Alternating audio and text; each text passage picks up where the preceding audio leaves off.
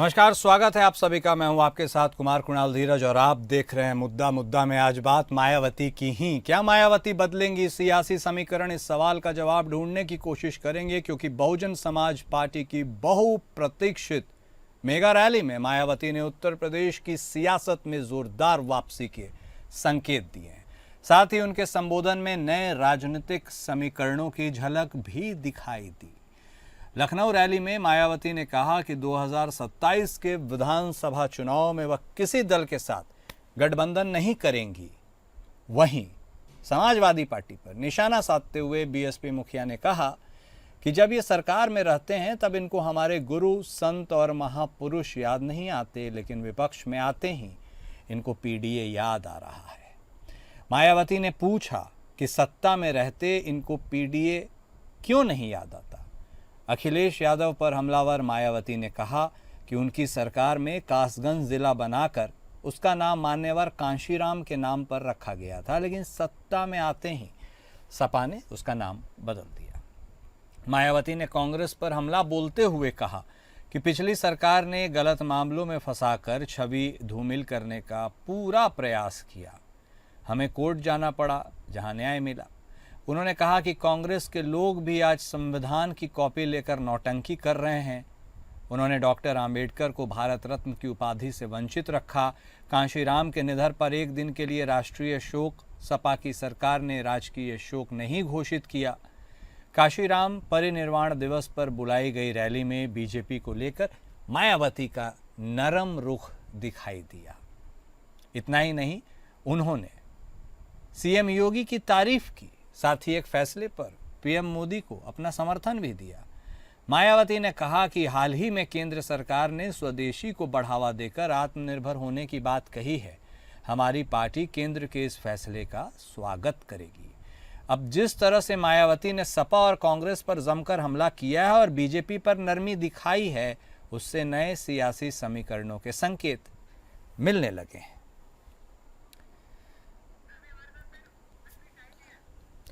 तो मायावती ने कल अपना पावर दिखाया। काफ़ी अरसे के बाद मायावती की यह मेगा रैली रही। इस मेगा रैली में भीड़ भी उमड़ी और उन्होंने आड़े हाथों भी लिया है अपने विरोधियों को।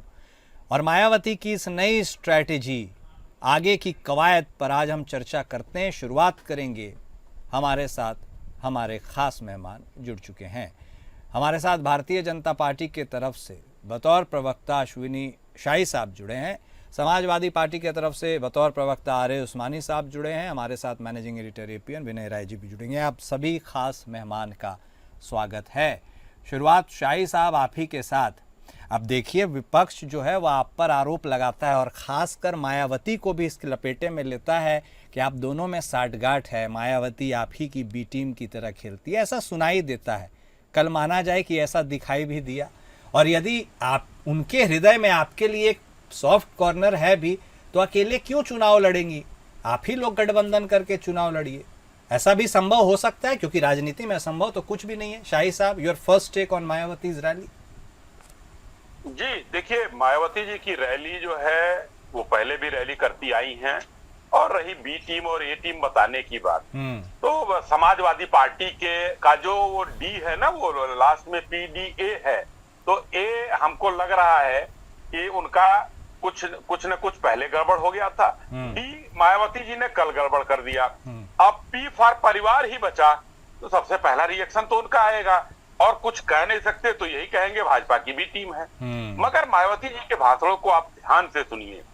उन्होंने कांशीराम जी की उस पुण्यतिथि पर ये भाषण देते हुए जो भी कहा, उसमें योगी जी को उन्होंने एक सख्त मुख्यमंत्री बताया, और ये भी कहीं ना कहीं सूचना देने की कोशिश की अपनी जनता को कि मैं भी इनकी तरह सख्त मुख्यमंत्री हुआ करती थी। और एकदम सच है, उस समय उनका भी कानून व्यवस्था ठीक ठाक था। योगी जी उनसे बढ़कर और व्यवस्था बेहतर कर रहे हैं, तो उन्होंने उसको स्वीकार किया। तो सच्चाई स्वीकारने से आदमी छोटा नहीं होता। क्यों? उसका उदाहरण देता हूं।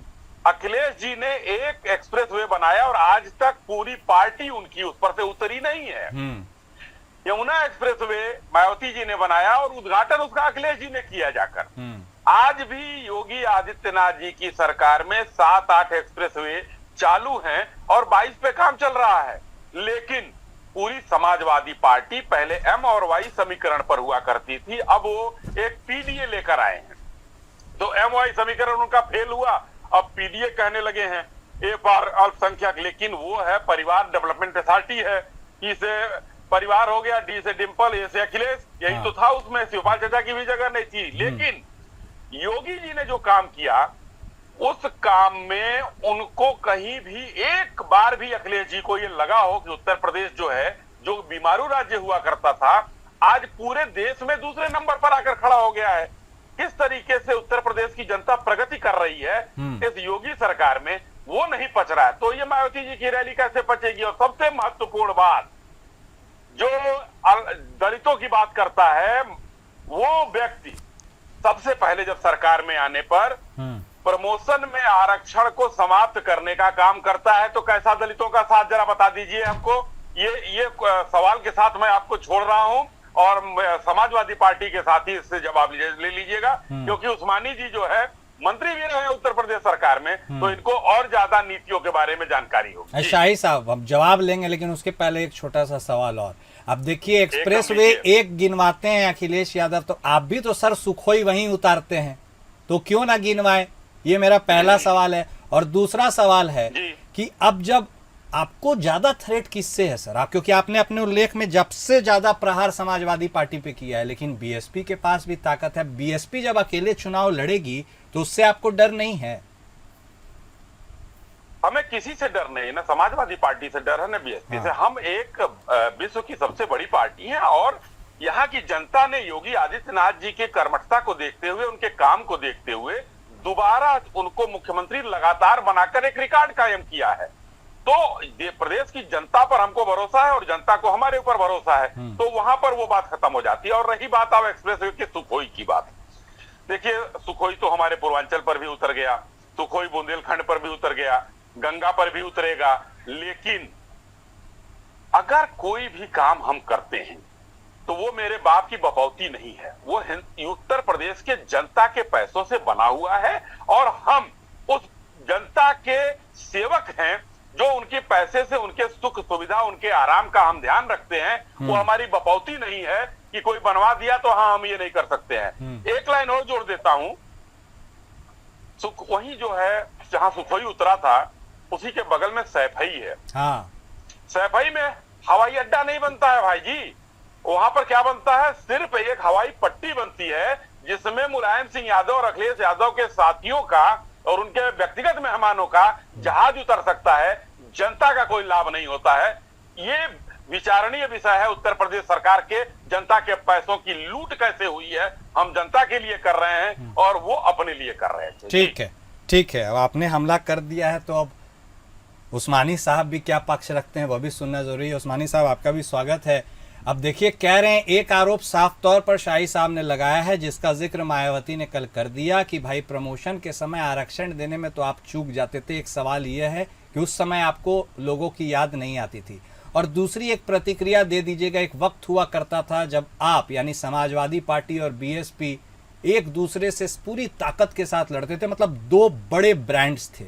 आज भी आपको लगता है 27 में अकेले चुनाव लड़ने की बात मायावती कर रही है, लेकिन वही ताकत उनके पास रहेगी? या फिर अब जिस तरह से थोड़ी संबंध मधुरता की भारतीय जनता पार्टी का इशारा उन्होंने किया है, अब तो ताकत और दोहरी हो जाएगी? बोलिए उस्मानी साहब। जी बहुत बहुत आपका धन्यवाद जी। आवाज आ रही है हमारी? हाँ सर, आ रही है, बोलिए प्लीज। जी देखिए, आज उत्तर प्रदेश में जो दलितों के ऊपर, पिछड़ों के ऊपर जो जुल्म और ज्यादती हो रही है जी, अभी परसों की आपने रायबरेली की घटना देखी होगी कि एक अनुसूचित जाति के व्यक्ति को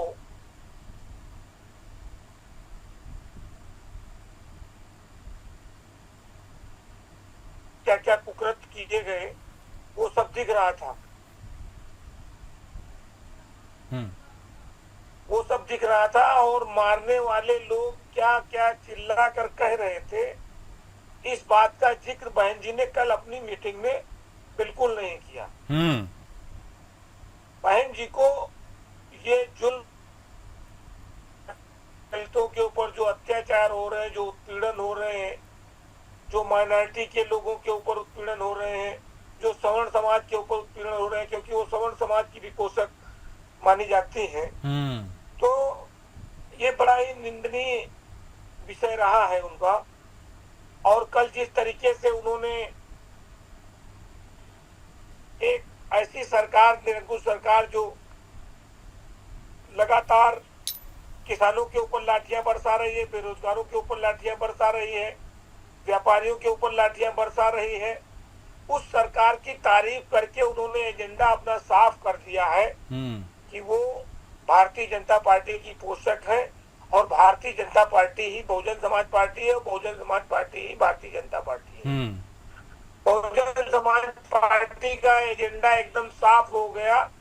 अब इस देश के, इस प्रदेश के सेकुलर धर्मनिरपेक्ष लोगों का, जिनका गरीबी, बेचारी, लाचारी, व्यभिचारी जिससे लड़ना है जी, उन लोगों को ये तय करना है कि वो इन मनवादी ताकतों की तरफ रहेंगे या समाजवादी पार्टी, जो सोशलिस्ट पार्टी है, जो समाजवाद का नारा देती है, सबका सम्मान देती है, सबको बराबरी का हक देती है। मानवर काशीराम साहब पूरी जिंदगी, जीवन पर्यंत गरीबों, मजलूमों के लिए संघर्ष करते रहे और बहुत से इलेक्शन वो लड़े एमपी के, और वो उनको हार का सामना करना पड़ा। धन्य है हमारे पूज्य परम नेताजी श्री मुलायम सिंह यादव श्रद्धेय, जिनकी आज हम लोग जयंती मना रहे हैं और उनको हम श्रद्धा सुमन अर्पित करते हैं कि उन्होंने मानवर काशीराम साहब को अपने जनपद इटावा की लोकसभा सीट से उनको पहली बार पार्लियामेंट भेजने का काम किया था। ये बहुजन समाज के लोग बहुत कायदे से जानते हैं, समाजवादी पार्टी के लोग। उस्मानी साहब, लेकिन आप जब कह रहे हैं कि बीएसपी का वो जो सॉफ्ट कॉर्नर नजर आ गया, आप जिस ओर इशारा करें, तो इससे अब आपको फायदा ज्यादा है या नुकसान ज्यादा है, यह बता दीजिए। हमको फायदा ज्यादा होगा। हाँ। क्योंकि जो लोग गफलत में थे, जो हमारे बहुसंख्यक समाज के लोग, जो जिनकी आस्था है देश की एकता में, अखंडता में, अखंडता में, जिन्होंने शपथ लिए कि इस देश की एकता और अखंडता को बरकरार रखेंगे, और वो लोग उस श्रेणी में बहुजन समाज पार्टी को भी गिनते थे, उन्होंने उस श्रेणी से बहुजन समाज पार्टी को अलग कर दिया। और उनको ये, अब वो सारे के सारे लोग जो वोट बढ़ जाते थे, जो बहुजन समाज पार्टी में जाते थे, वो सारे के सारे वोट समाजवादी पार्टी में जाएंगे। और जिस तरीके से 2024 के लोकसभा के चुनाव में उत्तर प्रदेश में इंडिया गठबंधन समाजवादी पार्टी ने 37 सीटें अकेले जीत करके, और गठबंधन का दल 6 सीटें जीत करके, 43 सीटें जीत करके उत्तर प्रदेश में जो बहुमत साबित किया है, और इस देश की तीसरे नंबर की पार्टी बनाने का काम माननीय अखिलेश यादव जी ने किया है। वो पार्टी 2027 में उत्तर प्रदेश में सरकार बनाने का काम करेगी। और जब उत्तर प्रदेश में सरकार बनाने का काम करेगी, कि उत्तर प्रदेश से जुल्म और ज्यादती जो जगह जगह इस समय दलितों को, अकलियतों को मारा पीटा जा रहा है, मिश्रा जी को, शुक्ला जी को जो मारा पीटा जा रहा है, उनको बचाने का काम समाजवादी पार्टी। ठीक है उस्मानी साहब, अब 27 ठीक है। शाही साहब देखिए, उस्मानी साहब ने एक बात कही, अब गलत तो नहीं कही, उन्होंने कहा कि बीएसपी जो है वो आगड़ों का पोषण करती थी। बहुत सारे वैसे किस्से हैं। अब सतीश चंद्र मिश्रा साहब से बेहतरीन उदाहरण क्या ही हो सकता है शाही साहब, तो उनकी बात कुछ ज्यादा गलत तो नहीं है, आपको लगता है गलत कह रहे हैं? नहीं, एकदम अच्छी बात है। हाँ। मायावती जी अगड़ों का पोषण करती थी। हाँ। मायावती जी एक राजनीतिक दल है, कम से कम सम्मान तो करती थी। रामजी लाल सुमन से गाली तो नहीं दिलवाती थी राणा सांगा को। ये है अगड़ों का सम्मान इन लोगों की पार्टी में। वो दिखाई देता है कि कौन, लेकिन नाम देते हैं कि पीडीए अगड़ों का भी साथ है। समाजवादी पार्टी किसी को सम्मान देना नहीं जानती। उस्मानी जी ने कम से कम 4 बार मान्यवर काशी राम जी का नाम लिया है, लेकिन जब उनके नाम पर किए गए जिलों का नाम बदल दिया इन लोगों ने, जब उनके नाम पर मेडिकल कॉलेज का नाम बदल दिया इन लोगों ने, तब कहां सम्मान गया था? मायावती जी सारी बातों को भूलकर उनके साथ जो इन लोगों ने कुकृत्य किया था उसको उन्होंने वो करके बड़ा दिल दिखाया और एक बुआ और बबुआ की जोड़ी बनाई। उसके बाद क्या हुआ? समाजवादी पार्टी चुनाव होते ही उनके ऊपर आरोप लगाना शुरू कर देती है, उनके उस चीज को भूल जाती है कि क्या उन्होंने बड़ा दिल दिखाकर हमारे साथ गठबंधन किया और फिर इन्होंने कहा कि वो हमारा वोट उनको मिल गया। शाही साहब, आप भी साइड ले रहे हैं अब बीएसपी का, उनके तरफ से बोल रहे हैं, तो क्या जैसे एसपी और बीएसपी का गठबंधन हुआ था, ये संभावना है बीजेपी और बीएसपी का भी हो जाए? नहीं, हमारा कोई गठबंधन कहीं से नहीं होने जा रहा है। एनडीए है हमारा, एनडीए के साथ हम यहाँ पर उत्तर प्रदेश में हमारे साथ जो दल हैं उनके साथ हम मिलकर चुनाव, अगला अभी तो उत्तर प्रदेश में कोई चुनाव है नहीं, लेकिन अभी हम जहां पर लड़ रहे हैं एनडीए मजबूत है हमारा, एनडीए के सामने कोई है नहीं। एनडीए को है, देश की जनता ने तीसरी बार जो है सत्ता तक पहुंचाया है, माननीय प्रधानमंत्री जी अच्छा काम कर रहे हैं, दूसरी बार योगी जी को किया है, लेकिन इन लोगों की जो कारगुजारियों की बात कर रहा हूं, उन जो दिखता है वो बोलने में क्या जाता है। हमने वही तो मैंने कहा कि सैफई में एयर स्ट्रिप नहीं बनवाया है, उन्होंने भी जो बनवाया उत्तर प्रदेश के लिए काम किया मायावती जी ने। शासन प्रशासन आप देखिए ना, नारा किसके खिलाफ दिया था उन्होंने, चढ़गुंडन की छाती पर, किसके खिलाफ? समाजवादी पार्टी के खिलाफ दिया था।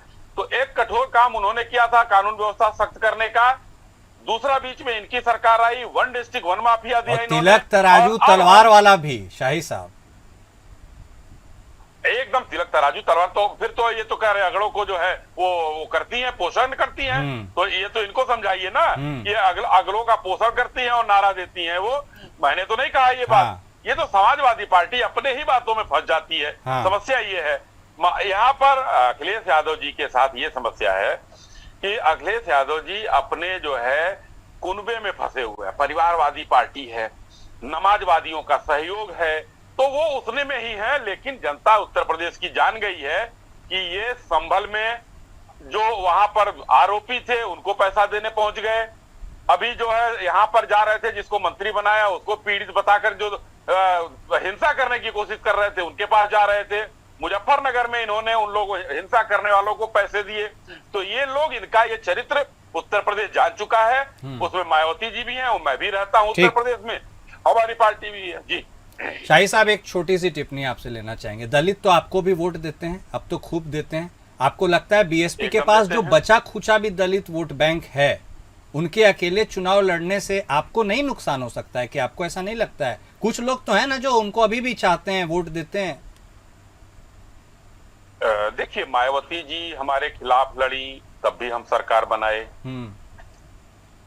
हमारे जब हम साथ में रहे तब भी एक अच्छा वोट परसेंटेज आया। कोई ऐसा नहीं है कि हम जो है उससे अलग हैं। आज हम इंडिया अलायंस की तरह एसआईआर के नाम पर वोटर को हम गाली देने का काम नहीं करते हैं। ये लोकतंत्र का एक महापर्व होता है जिसमें दलित अगड़ा पिछड़ा जो भी हो, जिसकी नीतियों में, जिस सरकार के कामों पर उसको भरोसा होगा वो उसके तरफ जाएगा। हमें नुकसान और फायदे की बात नहीं करनी है, हमें जनता का सेवक बन के उनके बीच में रहना है। ये काम जनता का है। जब 27 में चुनाव आएगा, 29 में चुनाव आएगा, वो किसको चुनते हैं ये उनके ऊपर। ठीक है उस्मानी साहब, देखिए शाही साहब कह रहे हैं वो जनता की सेवा कर रहे हैं, बदले में जनता उनको मेवा भी दे रही है। ये दिख रहा है 17 से, उत्तर प्रदेश में तो कम से कम 24 के अपवाद को छोड़ दीजिए आम चुनावों की। ऐसे में अब 27 की राह आपके लिए कितनी मुश्किल या कितनी आसान होने वाली है? क्योंकि आप सत्ता से दूर हुए आपको काफी अरसा हो गया और अब बीएसपी अकेले चुनाव लड़ेगी तो थोड़ा नुकसान आपको भी होगा। ऐसे में कैसे नए समीकरण साधिएगा कि एक बार फिर से साइकिल पर सवार होगा उत्तर प्रदेश? देखिए, यहाँ तक बात यह है कि 27 में तो 27 का जो ट्रेलर था वो 24 में आ गया। ठीक, समाजवादी पार्टी की साइकिल को उत्तर प्रदेश की जनता ने सबसे ज्यादा पसंद किया और उत्तर प्रदेश में 80 में से 43 सीटें अकेले जिता करके इंडिया गठबंधन को, जिसमें 37 सीटें समाजवादी पार्टी जीत करके देश की तीसरे नंबर की पार्टी बन गई। और 43 सीट जीतने का मतलब है कि उत्तर प्रदेश में बहुमत हासिल कर लिया और बीएसपी 0। तो अब वो जो एक ट्रेंड बन गया था उत्तर प्रदेश में बना हुआ है वो बढ़ ही रहा है। और जो लोग गफलत में थे, जो कुछ वोटर्स हमारे कंफ्यूज होकर के बहुजन समाज पार्टी में चले जाते थे, उनको भी एक बहन जी ने रास्ता दे दिया सीधा सीधा कि हम इनके साथ में हैं, इनके साथ हम 3 बार गठबंधन करके सरकार भी बना चुके हैं और फिर हम इनके साथ जा सकते हैं और हम इनकी पोषक है। और भारतीय जनता पार्टी के स्पोकमैन भी जो है वो बहुजन समाज समाज पार्टी की और बहन जी की बहुत तारीफ कर रहे हैं। तो इससे एक दिशा बिल्कुल क्लियर हो गई उत्तर प्रदेश की कि मानवर काशीराम साहब का जो मिशन था, जो वो कहा करते थे बाबा तेरा मिशन अधूरा काशीराम जी पूरा करेंगे, उस मिशन को धक्का लगाने का काम किया है। और अब आज उत्तर प्रदेश का जो दलित समाज है, जो पिछड़ा समाज है, जो दबा कुचला समाज है, वो समाजवादी पार्टी के मुखिया अखिलेश यादव की तरफ देख रहा है। अखिलेश यादव जी लगातार जो है जहां जहां जुल्म और ज्यादती हो रही है, हिंसा हो रही है, दलितों को मारा जा रहा है, पीटा जा रहा है, उनके ऊपर पेशाब की जा रही है, उनको अपमानित किया जा रहा है, उनको पेशाब पिलाई जा रही है। ऐसी घटनाओं को लेकर के लगातार जो है आंदोलन और प्रदर्शन समाजवादी पार्टी। उस्मानी साहब, खबर ये भी आ रही है कि यूपी में भी SIR होने वाला है। SIR से हम लोग नहीं डरते हैं। SIR हो, लेकिन जो ये बेईमानी हो रही है, जो हमने 14,000 एफिडेविट दिए हैं निर्वाचन आयोग को, निर्वाचन आयोग ने उसका जवाब नहीं दिया है अभी तक। तो ये 4,000 और बढ़ गए हैं उस्मानी साहब, आप ही के पार्टी के 4,000 एफिडेविट और बढ़ गए हैं, 18,000 हो गए जी, 18,000 हो गए हैं। तो मैं यही कहना चाह रहा हूँ कि हमको SIR से कोई प्रॉब्लम नहीं है, हमको मतदाता सूची पुनरीक्षण कार्यक्रम से कोई आपत्ति नहीं है। हमको आपत्ति है बेईमानी से कि एक एक घर में, एक एक बिल्डिंग में 4-4 हजार, 6-6 हजार वोट निकल रहे हैं और उन वोटों को चिन्हित कर लिया गया है। लगभग, सर मैं आपको बताना चाहता हूँ, बोलिए सर, लगभग 40,000, 50 लाख वोट ऐसे हैं जो वही वोट गुजरात में बढ़ा दिए जाते हैं, वही वोट महाराष्ट्र में बढ़ा दिए जाते हैं, वही वोट बिहार में बढ़ा दिए जाते हैं, और वही लोग जा करके वो वोटिंग करके सरकारें, बेईमानी की सरकारें बनाने का काम कर रहे हैं। हम इस बेईमानी के खिलाफ हैं, हम इस धोखाधड़ी के खिलाफ हैं, हम इन झूठ बोलने वालों के खिलाफ हैं, जिन्होंने कहा था कि साल में 2 करोड़ लोगों को नौकरी दूंगा। आज 12 साल हो गए हैं, 24 करोड़ लोगों को नौकरी देना चाहिए था। नौकरी देने के नाम पे कुछ नहीं है, किसानों का कर्जा माफ करने के नाम पे कुछ नहीं है, बिजली का बिल माफ करने के नाम पे इनके पास कुछ नहीं है। ये सब नारा लेके आप जनता के पास जाइए, क्योंकि वक्त अब आ गया है। कहाँ बढ़ रहे हैं वोट, किसके मन में है खोट। शाही साहब मुस्कुरा रहे हैं, एक छोटा रिएक्शन देने के लिए उतावले हो रहे हैं, इसलिए वंचित नहीं करेंगे। शाही साहब बोलिए जल्दी से। देखिए, अभी आपने वो 4,000 बढ़ा दिया। मैं कह रहा हूँ उस्मानी जी बड़े वहाँ के सम्मानित नेता और बड़े नेता, पुराने नेता हैं समाजवादी पार्टी, इनको ही नहीं पता है कि 18,000 है कि 14,000। पहली बात। दूसरी बात, चुनाव आयोग तो आपसे मांग रहा था भाई कि उसकी मूल प्रतियां लाइए ना, फोटोकॉपी पर काम नहीं चलेगा, आप लोग नहीं देने गए। तीसरी बात, SIR भैया, उस्मानी जी सुनिए ना, उस्मानी जी सुनिए ना, अरे निर्वाचन आयोग को, निर्वाचन आयोग झूठ बोल रहा है, कोर्ट चले जाइए, झूठ बोल रहा है, कोर्ट चले जाइए ना। सुनिए उस्मानी जी, मेरी बात जाने दीजिए उस्मानी जी। अरे रुकिए ना भाई, रिसीव कराए उस्मानी जी सम्मान से थोड़ा सा रुकिए ना, धैर्य से। दूसरी बात, आप कोर्ट चले गए होते, कोर्ट जो लोग गए थे, अभी आप ही लोगों का समूह एक कोर्ट गया था SIR के खिलाफ, तो देख रहे हैं ना, तो मतलब कोर्ट पर भी भरोसा नहीं, आप देख रहे हैं, कोर्ट पर भी भरोसा नहीं। नहीं, कोर्ट क्या जजमेंट करे, सुनिए 1 मिनट सुन लीजिए, 1 मिनट सुनिए। कोर्ट का जजमेंट देखिए ना, SIR पे क्या हुआ, उन्होंने मना कर दिया। अरे कोर्ट का जजमेंट क्या है? कोर्ट का जजमेंट है बाबरी मस्जिद के नीचे कभी कोई मंदिर नहीं था, बाबरी मस्जिद की जमीन बाबरी मस्जिद की है, लेकिन आस्था तो भाई आप अगर आप के नाम पे ठीक है तो आप दे रहे हैं, ये वाह। चलिए ठीक है, आप फिर से मस्जिद मंदिर वाले प्रकरण में नहीं जाएंगे। मुद्दे की बात आप लोगों ने की, अपना वक्त किया। अब सर वक्त इतने की इजाजत देता है, वक्त इतने की इजाजत है। बहुत शुक्रिया आप दोनों खास मेहमान का हमारे साथ जुड़ने के लिए और इस चर्चा में शामिल होने के लिए। मुद्दा में अभी के लिए बस इतना ही। नमस्कार।